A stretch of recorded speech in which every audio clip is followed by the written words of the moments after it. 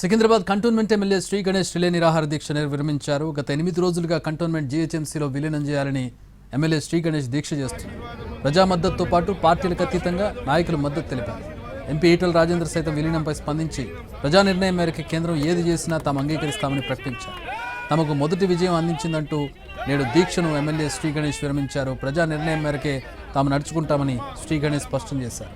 Senior నాయకులు నిమ్మరసం నుంచి దీక్ష విరమింపజేశారు.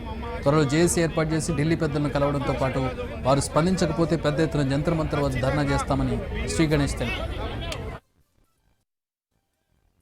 వేరే వేరే వేదికల ద్వారా కూడా వాళ్ళ మీద ప్రెజర్ పెట్టాలనేది భాగం.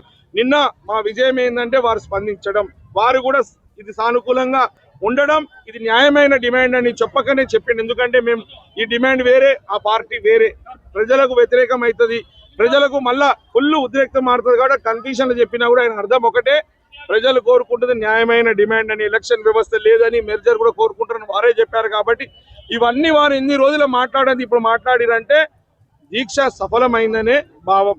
దీక్షకి వచ్చిన స్పందనను చూసే వారు కూడా దీనికి ఓకే అనాలనే అన్నారు. కాబట్టి మార్గాలు చూసుకొని ఖచ్చితంగా ఇక్కడ కూర్చోగానే కేంద్రం ఇస్తుందని కాదు, కేంద్రం ఖచ్చితంగా ఇస్తుంది, ఖచ్చితంగా ఇవ్వాలి. దీని ఇంకో విషయం కూడా చెప్పారు వారు, ఈటల రాజేందర్ గారు. ఏమని అంటే ఇది అన్ని కంటోన్మెంట్ తోటి కూడిందని.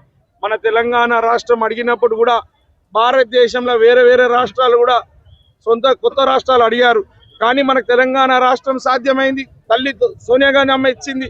ఇది కూడా మీకు కూడా నాకు ఎమ్మెల్యేగా ఓటేసినప్పుడు నా బాధ్యత ఎమ్మెల్యేగా చేస్తున్నప్పుడు మీరు కూడా ఎంపీగా మీరు బాధ్యత తీసుకోవాలి. బాధ్యత నుంచి తప్పించుకునే విధంగా మాట్లాడితే ప్రజలు హర్షించారు, అవమానపడే విధంగా మీ వ్యవహారం ఉంది. కాబట్టి మీరు వైఖరి మారుకొని ప్రజలకు మేలే విధంగా మీరు కూడా ఇకనైనా ఇది శ్రీ గణేష్ పేరు వస్తుందని మీరు పంతానికి పోకండి. నేను మీకే శాల్వలేసి ఏ విధంగా సన్మానం చేయాలనో మీరు సాధిస్తే ఆ విధంగా సన్మానం చేస్తానని కూడా మీడియా ద్వారా